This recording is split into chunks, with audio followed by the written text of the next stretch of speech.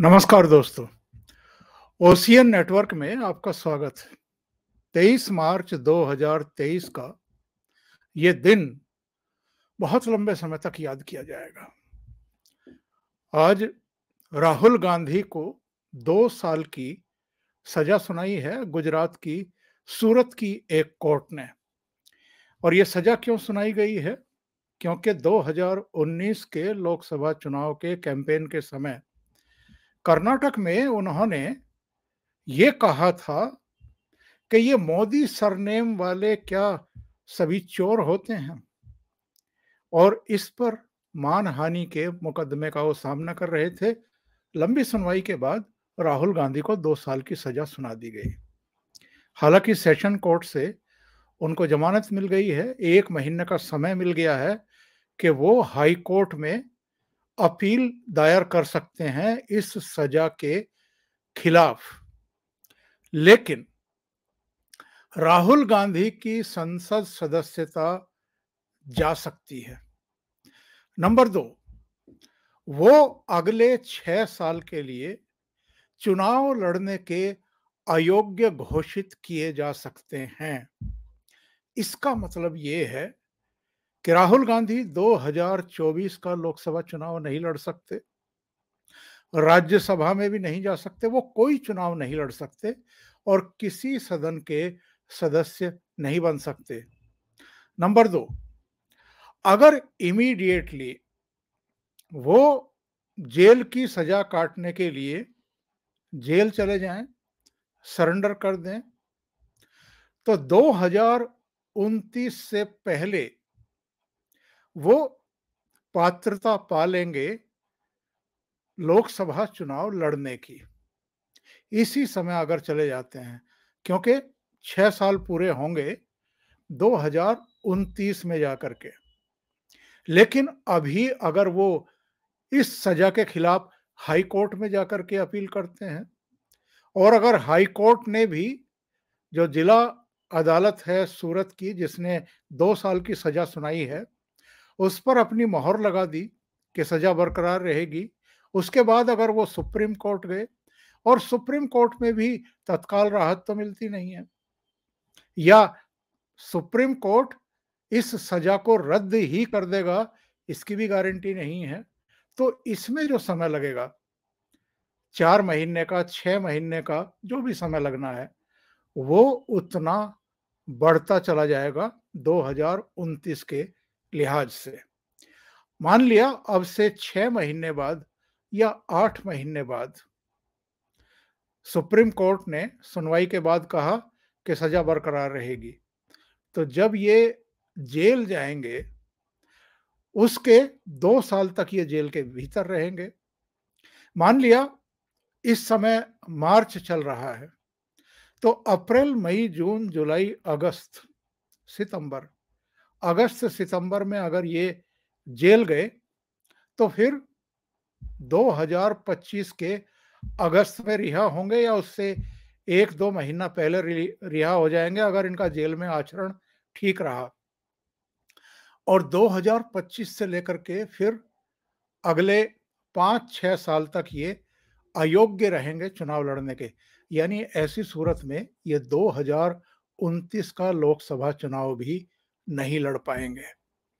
अभी कुछ ही समय पहले, यानी अब से जब मैं प्रोग्राम में बैठा हूं, इससे कुछ समय पहले सोनिया गांधी राहुल गांधी के घर पहुंची थी।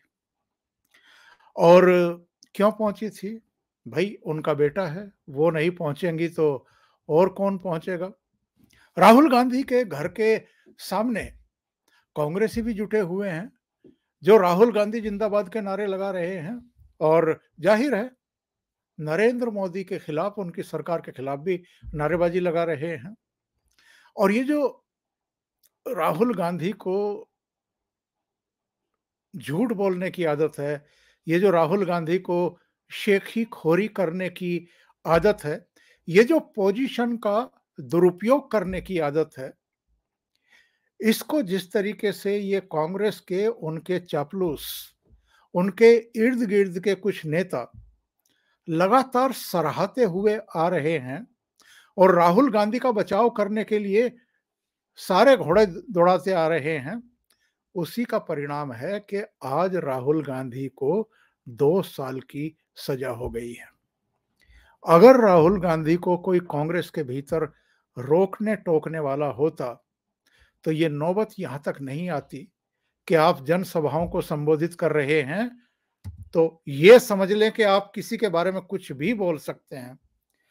चौकीदार चोर है वाले मामले में ये कितना आगे तक चले गए थे, और जब राहुल गांधी जा रहे हैं तो उनके प्रवक्ताओं की क्या हैसियत है कि वो नरेंद्र मोदी को, प्रधानमंत्री को चौकीदार चोर है ना कहें। इसलिए सारी कांग्रेस पगला गई थी 2019 के लोकसभा कैंपेन में। नतीजा क्या निकला वो तो हमारे आपके सबके सामने है, मुझे दोहराने की भी जरूरत नहीं है।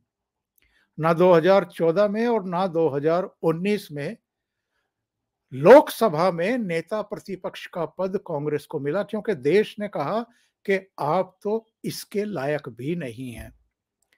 2014 में केवल 44 सीटें मिली कांग्रेस को पूरे देश में 543 में से, और 2019 में केवल 52 सीटें। 2019 में तो राहुल गांधी को भी अमेठी से लोगों ने हरा दिया। तो मेरा कहना यह है कि जिसके पास जो पोजीशन होती है, उस पोजीशन का अगर वो व्यक्ति सम्मान नहीं करता है, उस पोजीशन का अगर वो दुरुपयोग करता है, आप राष्ट्रपति को भी नहीं मानेंगे, आप उपराष्ट्रपति को भी नहीं मानेंगे।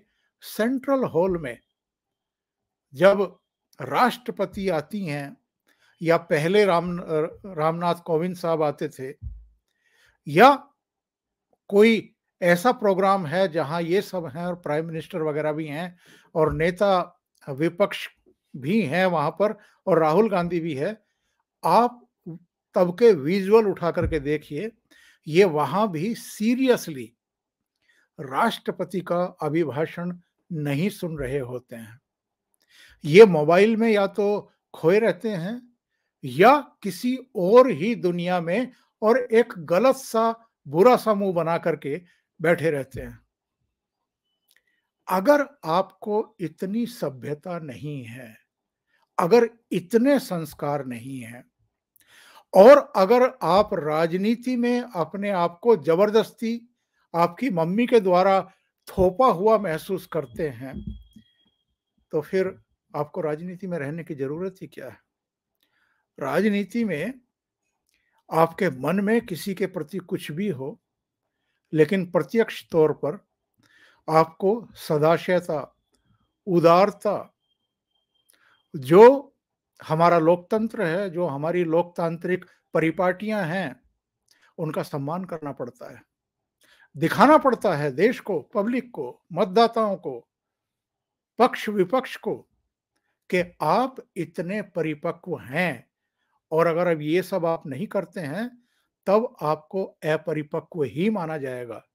तब जब आप इस तरह के बयान देते हैं, और पार्लियामेंट में भी ज्यादा पुरानी बात नहीं है, अभी राष्ट्रपति के अभिभाषण के बाद जो धन्यवाद प्रस्ताव प्रस्तुत किया था मोदी सरकार ने, उस पर पक्ष विपक्ष के लोगों ने अपने विचार रखे। उसमें एक परंपरा है कि प्रधानमंत्री नरेंद्र मोदी भी, या कोई भी प्रधानमंत्री हो, वो विपक्ष के द्वारा उठाए गए मुद्दों का जवाब देते हैं। उससे पहले राहुल गांधी ने अपनी पोजीशन का दुरुपयोग किया। राष्ट्रपति के अभिभाषण पर अपना पक्ष रखने के बजाय क्या होता है, राष्ट्रपति के अभिभाषण में जो जो मुद्दे उठाए गए हैं, जो जो दावे किए गए हैं सरकार की तरफ से, उन पर आपको टीका टिप्पणी करनी होती है। लेकिन इन्होंने राष्ट्रपति के अभिभाषण पर कुछ नहीं कहा। इन्होंने अपनी पोजीशन का दुरुपयोग करते हुए, उस मिले हुए समय का दुरुपयोग करते हुए 40 मिनट से अधिक समय तक केवल गौतम अडानी पर अपना भाषण केंद्रित रखा, और नरेंद्र मोदी पर व्यक्तिगत रूप से आक्षेप किए, वो भी पार्लियामेंट के भीतर, लोकसभा के भीतर।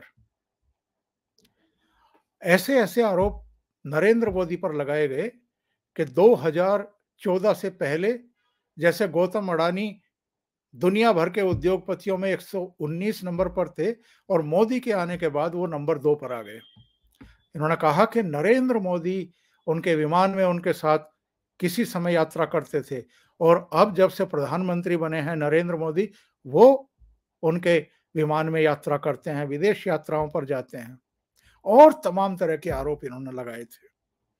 उस पर भी ये संसद के भीतर विशेषाधिकार हनन का मामले का सामना कर रहे हैं। उसमें भी इनकी संसद सदस्यता जाने के पूरे-पूरे खतरे हैं। क्योंकि स्पीकर के कहने के बावजूद इन्होंने जो कुछ इन्होंने कहा था प्रधानमंत्री के बारे में और गौतम अडानी के मिलीभगत के बारे में और फायदा पहुंचाने के बारे में, उसका कोई दस्तावेज ये लोकसभा सचिवालय को प्रस्तुत नहीं कर पाए, जमा नहीं कर पाए। और जो ये मामला था 2019 के कर्नाटक के कोलार में, जो इन्होंने कहा था कि ये मोदी सरनेम के जितने लोग होते हैं ये सब चोर क्यों होते हैं, इस पर तो सजा हो गई। और देखिए, जनप्रतिनिधि कानून की धारा जो 8(3) है, इसके तहत यदि किसी सांसद को दोषी ठहराया जाता है और 2 या 2 साल से अधिक की सजा होती है, तो उसकी सदस्यता रद्द हो जाती है। सजा पूरी होने के बाद, यानी 2 साल बाद जब वो रिहा होगा, 6 साल तक वो कोई चुनाव नहीं लड़ सकता। यानी अब से 8 साल तक राहुल गांधी कोई चुनाव नहीं लड़ सकते। 2013 से पहले ये जो जनप्रतिनिधि कानून की धारा 8(3) है, ये 8(4) हुआ करती थी और उसमें ये प्रावधान था कि आपको सजा हुई, मान लिया 2 साल की सजा हो गई, 3 साल की सजा हो गई, तो आपकी सदस्यता तब तक रहती थी जब तक कि आप हाई कोर्ट में या सुप्रीम कोर्ट में उसकी अपील करें और उस पर सुनवाई हो। अगर वो दोनों कोर्ट आपकी सजा बरकरार रखते हैं तो आपकी सदस्यता चली जाती थी। आप में से बहुत सारे लोगों को याद होगा 2013 में एक अध्यादेश ला करके सुप्रीम कोर्ट ने जो ये 8(4) की धारा रद्द करके 8(3) की धारा को रखा था, जीवित किया था, उसके खिलाफ मनमोहन सरकार लालू यादव को बचाने के लिए एक अध्यादेश लेकर के आई थी। और उस समय मनमोहन सिंह अमेरिका के दौरे पर थे। Press club of India Delhi में राहुल गांधी पहुंचे और जो अध्यादेश लालू को बचाने के लिए मनमोहन सरकार लेकर के आई थी, उसको इन्होंने इस तरीके से फाड़ करके फेंक दिया और ये कहा कि ये तो इससे भी सख्त कानून बनाया जाना चाहिए, सजा होते ही लोगों की सदस्यता चली जानी चाहिए, वो चाहे सांसद है चाहे विधायक है। अभी हाल के 2 प्रकरण मुझे याद आ रहे हैं। एक आजम खान का था जिनको 3 साल की सजा हुई थी और उनकी सदस्यता रद्द हो गई थी, खारिज हो गई थी उसी समय। दूसरी उनके बेटे की, वो भी जैसे ही उसको सजा हुई सदस्यता रद्द हो गई। राहुल गांधी की भी लोकसभा सदस्यता किसी भी समय रद्द होने की सूचना आ जाएगी। यानी ये हाई कोर्ट जाएं, वहां से सजा के खिलाफ स्टे लें, फिर ये सुप्रीम कोर्ट जाएं, वहां से स्टे लें।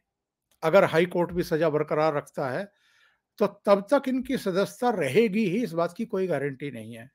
किसी भी ये लोकसभा स्पीकर के ऊपर है कि वो किस समय इनकी सदस्यता रद्द करने का अपना फैसला सार्वजनिक करते हैं। माना यह जा रहा है कि राहुल गांधी अब संसद सदस्य नहीं है क्योंकि 2 साल की इनकी सजा हो चुकी है। अब ये जाकर के आगे क्या करते हैं क्या नहीं करते हैं वो एक अलग मुद्दा है, लेकिन आप जरा सोचिए, कोई मेंबर ऑफ पार्लियामेंट, क्या उसको ये पता नहीं है कि कानून क्या है? कानून संसद बनाती है, मेंबर ऑफ पार्लियामेंट बनाते हैं। और अगर आप कानून का ही सम्मान नहीं कर रहे हैं, कानून को धता बताते हुए आप हर जनसभा में प्रधानमंत्री से लेकर के और तमाम जो आपकी संस्थाएं हैं, संवैधानिक संस्थाएं हैं, उनका अपमान करते रहते हैं। और इन्होंने छोड़ा किसको है? जुडिशियरी के खिलाफ ये बोलते हैं कि साहब जुडिशियरी स्वतंत्र नहीं रह गई है।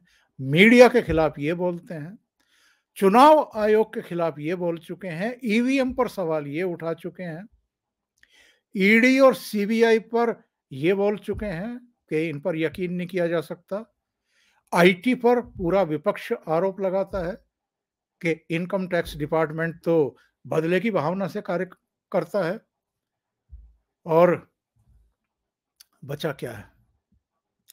देश में बस सीधे सीधे ये नहीं कह सकते कि इस देश की जनता भी दोषी है क्योंकि वो हमें नहीं चुन रही है, नरेंद्र मोदी को चुन रही है। और जिस तरह का इस समय देश में वातावरण है, जिस तरह की गलत बयानियां हो रही हैं, जिस तरह की मुहिम चल रही हैं, और विदेशों में भी कुछ ताकतें जिस तरीके से भारत में अस्थिरता का माहौल पैदा करने की कोशिश कर रही हैं, उसमें अगर किसी गैर जिम्मेदार नेता को, और नेता भी कौन, राजीव गांधी और सोनिया गांधी के सुपुत्र, इंदिरा गांधी के पोते, जवाहरलाल नेहरू के नाती, नाना थे ना इनके, तो नाती या जो भी आप रिश्ता कह सकते हैं, वो उस परिवार के राहुल गांधी, जिनसे उनकी मम्मी ये अपेक्षा करती है कि वो आगे चल कर के देश का नेतृत्व करें। वो तो चाहती थी कि 2014 में ये करें, तो वो देश के मतदाताओं ने होने नहीं दिया। नरेंद्र मोदी को लिया है तमाम विरोध के बावजूद, और उनको तमाम तरह की गालियां बके जाने के बावजूद इस देश की जनता ने उनको चुना, और 2019 में फिर चुना। और अब सिचुएशन ऐसी है कि 2024 में फिर नरेंद्र मोदी के वापस आने के पूरे पूरे आसार बन रहे हैं, क्योंकि जिस तरह का विपक्ष है वो तो पूरी तरीके से बिखरा और छितरा हुआ है। वो एक दूसरे को नेता स्वीकार करने को तैयार नहीं है, और राहुल गांधी को तो कोई भी तैयार नहीं है। और ऊपर से ये 2 साल की सजा। अभी तो एक मामले में सजा हुई है, अभी नेशनल हेराल्ड का मामला है। अभी सुशील मोदी ने भी पटना में इसी बयानबाजी पर मुकदमा किया हुआ है। और जरा पता करिए देश भर में इनके खिलाफ मानहानि के कितने केस चल रहे हैं। तो अगर आप प्रधानमंत्री बनने का सपना देखते हैं और फ्रस्ट्रेशन में किसी को कुछ भी कहते हैं, किसी का कुछ भी अपमान करते हैं, देश के प्रधानमंत्री को चोर बताते हैं, चौकीदार चोर है, तब आपको कोई नहीं बचा सकता। आप तब तक ही बचे हुए हैं जब तक कि आपको कोई कोर्ट कचहरी में नहीं घसीट लेता। इस मामले में गुजरात के एक मोदी नाम के ही एमएलए ने इनको कोर्ट में घसीटा, और नतीजा हमारे और आपके सामने है। अभी के लिए इतना ही। बहुत बहुत धन्यवाद। अगर आपको ये चैनल और इसके कंटेंट पसंद आ रहे हैं तो लाइक करें, कमेंट करें, वीडियो को शेयर भी करें। अभी तक अगर आपने ये चैनल सब्सक्राइब नहीं किया है तो सब्सक्राइब कर लें, और साथ में लगे बेल आइकॉन को दबा दें ताकि आगे आने वाले वीडियो और उनके नोटिफिकेशन आप तक पहुंचते रहें। बहुत बहुत धन्यवाद। नमस्कार।